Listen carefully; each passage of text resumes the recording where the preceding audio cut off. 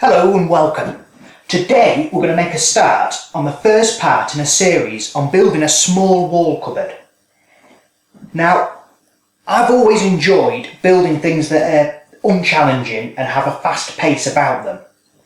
And whilst we're certainly not the new budget woodworker, there's something very satisfying about building something solid yet very inexpensive. For this cupboard, we have no hardware to worry about. In fact, it's built entirely out of one plank. The design is very simple. We create a box with 4 sides, using rebates for the joinery and adding a shelf across the centre. The back will be sat into a rebate and nailed in place. We'll add 2 pieces to form a simple face frame and attach the top and bottom. We'll finish off by hanging the door.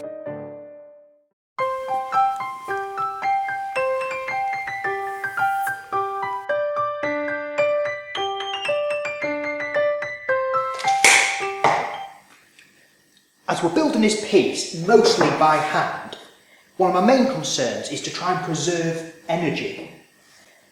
And the best way to go about that is to avoid as many repeat operations as possible. That's where you're going to tire. So, to start this piece, all we need are the 4 components for the carcass, and that's what we'll start with. I'll cut each of the components for this cupboard from this one length of pre-planed pine. Before laying out, I'll have a good check over the timber, as you'll often find large knots and splits at the end. I'm happy to cut around the worst of the knots, since this pine is inexpensive and many can be avoided in the waste when I rip them down for the narrow components. Since this wood is pre-planed, I'll mark each cut accurately with a square. I'll leave around a 1/16 to an 1/8 inch extra on the lengths, and this is just enough to shoot out later with a plane.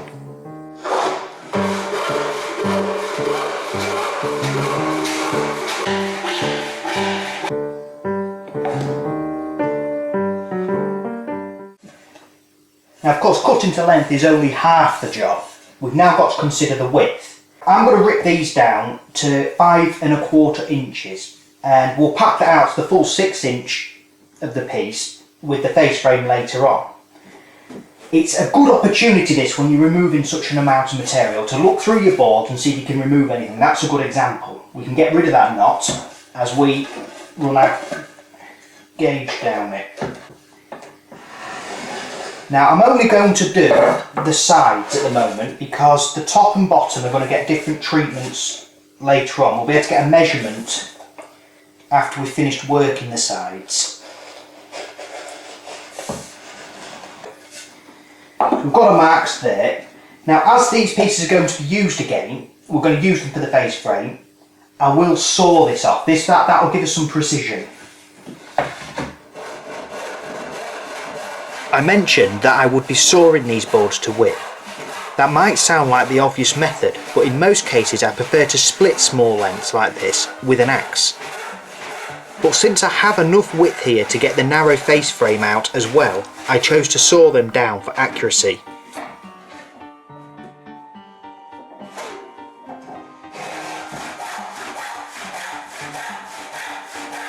When ripping short pieces, I don't find any better way to hold the work than vertically in the vise like this. I'm ripping fairly close to the line, but allowing just enough over so that they can be planed down perfectly afterwards.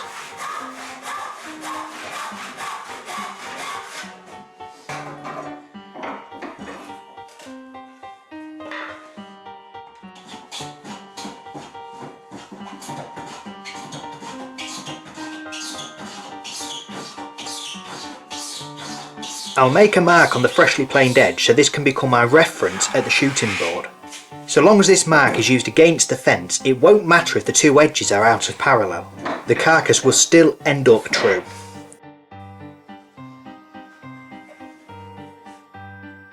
I'll shoot both ends of one side until they're cleaned up, then transfer this exact length onto the other side. It's marked on with a knife so I can shoot this second side precisely to the line.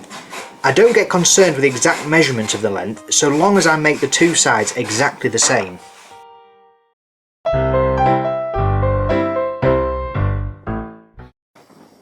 So with the sides now shot precisely the same length, and we're roughly in parallel, we want to think about putting in rebates to accept the back.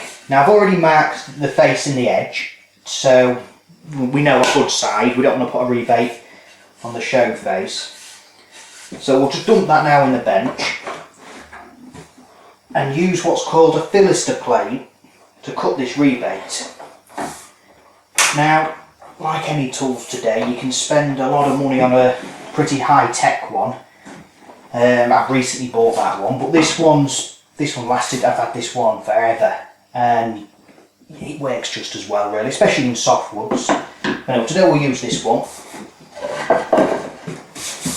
Now I've positioned the board, I've dogged it down, and I've positioned it so the edge is flush with the edge of the bench. And what that means is, as we remove material, we're going to get less and less material for this fence to run against. So what it'll do, as it lowers down, it'll run against the edge of the bench. So the bench will give it support. Now I've already set it. It's about 1/2 inch wide, and we're going just over 1/4 inch deep. So I'll start at the face, at the front, just run it in, and then just work back. Just helps it follow.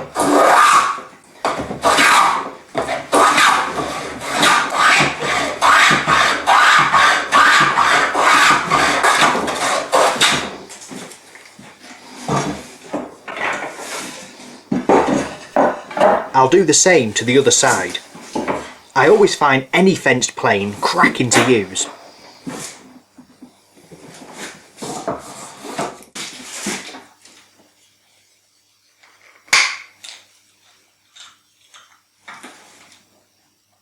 With the rebates cut, I set the marking gauge to the exact width of the remaining side. This width can now be transferred to the top and bottom.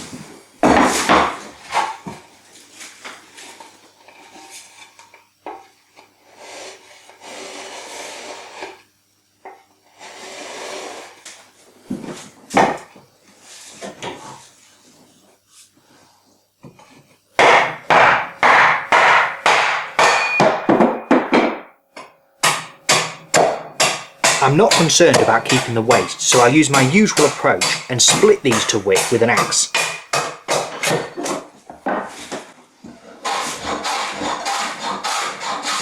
They'll now need to be cleaned up and planed down to the line.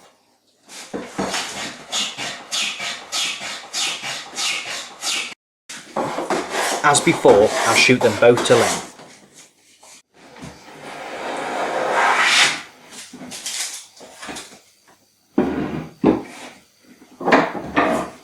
I've just finished preparing another piece of timber. This is going to form the shelf. Now it's exactly the same size as the top and bottom, however I have left it a little oversized to fit it precisely once the case is together. Now I'm going to fit this in with a housing joint.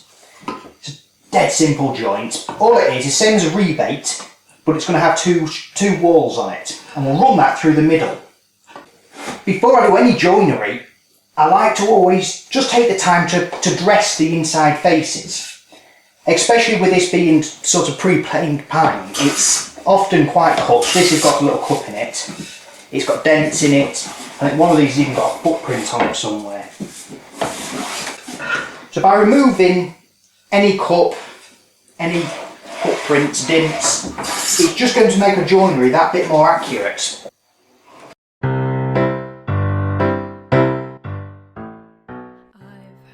The housing, or dado, is pretty much a standard issue joint for shelves, or anything that's got, as a cross member. Even in the most exquisitely made furniture, the majority of the time, any shelves are probably relying only on the housing joint. I've measured down 7.5 inch from the top to position my shelf. I opted for slightly higher than the centre. I strike the line with a knife, taking a light pass first to ensure the knife doesn't wander on a second deeper pass. Using the actual shelf, I just cover the scored line and strike a second line down the other face. Covering the first line avoids creating a loose joint. I butt up the other side and carefully transfer the lines across. Using a marking gauge, I mark a depth line for the housing. I've gone for 1/4 inch.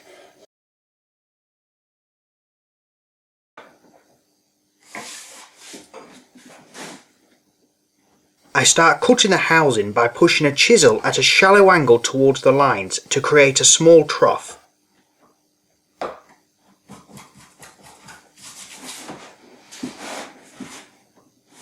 I then position my chisel in this trough and hammer down vertically. Don't give it too much welly, just a light tap.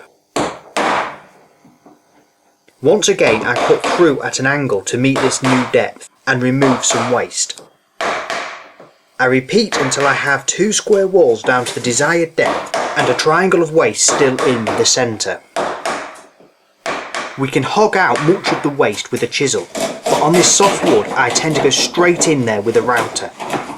I take a heavy roughing pass, then adjust the depth for a final, finer shaving. Scoring the walls with a knife removes any wispy bits.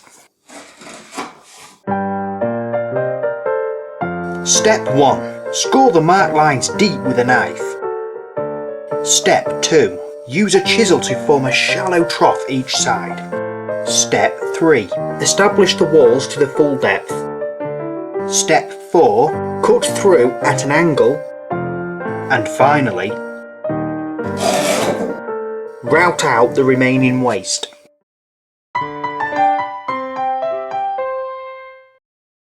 Now, with this being a box, when it's essentially the carcass is a box, it's absolutely crying out to be dovetailed. But I really wanted to keep it simple, so instead we're going to rely on just a rebate, much like the back. And we'll reinforce that rebate. We're not just going to rely on glue, we'll reinforce it with wooden nails. We'll cut the rebate, much like we did with the back, with the fillister. But what we will do is just set this nicker. Now what that is, it's a little cutting wheel, and it's designed just to cut the fibres ahead of the cut. It just slices them to stop them tearing. So I've got that set up. The depth, we don't want to be very deep because we'll gain more strength with the wooden nails if we've got more material to go into. So if anyone wants to be a shallow rebate, it's more for alignment than anything. And the width wants to be set the same as the top piece. So all I do is slacken off the fence and sit it on and lock it off. So like we did the back, let's just get rid of that. We'll set the edge flush with the edge of the bench.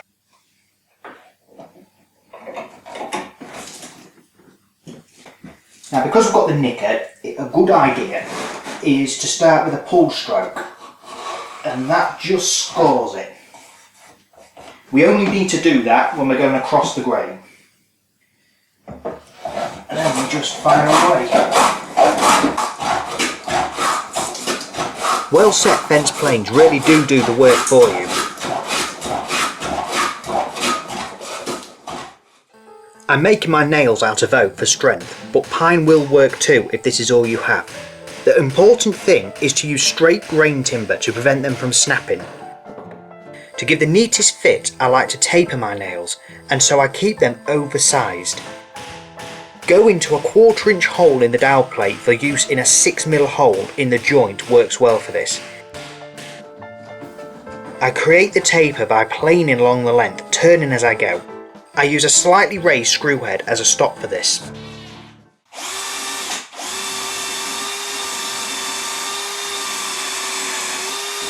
I'm drilling out for the wooden nails using a 6mm drill bit. You'll see how I'm keeping the centre hole square, but angling the 2 outer holes inwards towards the centre. This is a nice little trick I like to do, since we're relying a lot on these nails for strength. The opposing angles prevent the joint from pulling out over time, You can also use this technique if you're using iron nails.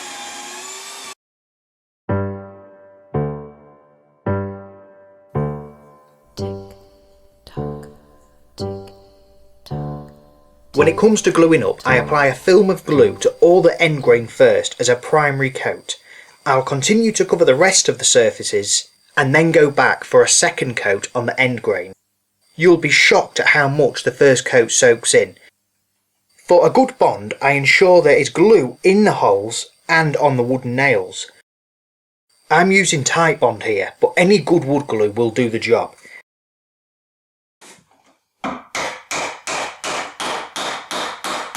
Take it steady when hammering, as the oak nails can easily snap. You'll hear the sound change to a thud as it bottoms out in the hole. See how these tapered pegs pull the joint up tight as they're knocked in. This is great because it ditches the clamps.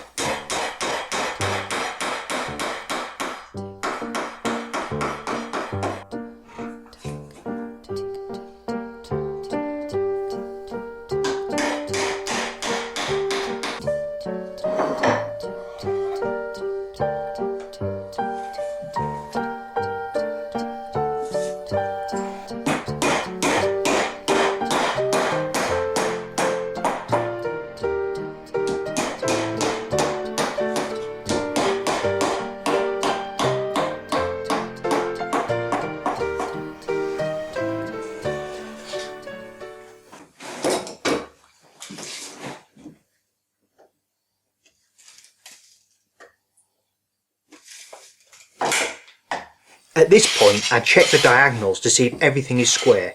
I was out by a smidge, so I put a clamp on the longest of the diagonals and slowly nipped it up.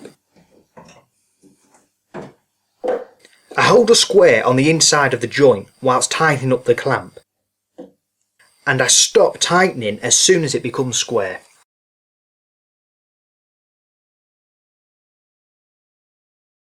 Well, it's certainly all looking very scruffy at the minute. We'll let the glue dry, give it an hour or so, it's probably all it needs, and then what we'll do is come back and cut all these off and flush them up. Now, just to show you how strong these wooden nails are, I've made this little sample here. Now, it's not got any glue on it, it's just got, as these were, the straight nail and the two tapered ones, and I can't, I'm giving that everything.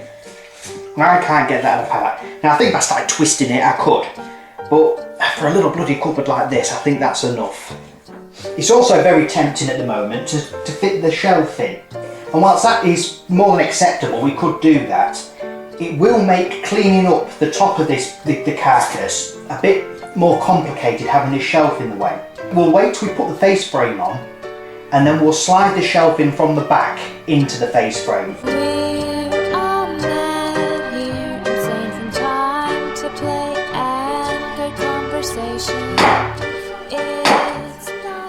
Before we get stuck into the next part of this project, I want to focus a bit more on those rebates. We'll take a look at alternate ways to cut them which don't require specialist tools.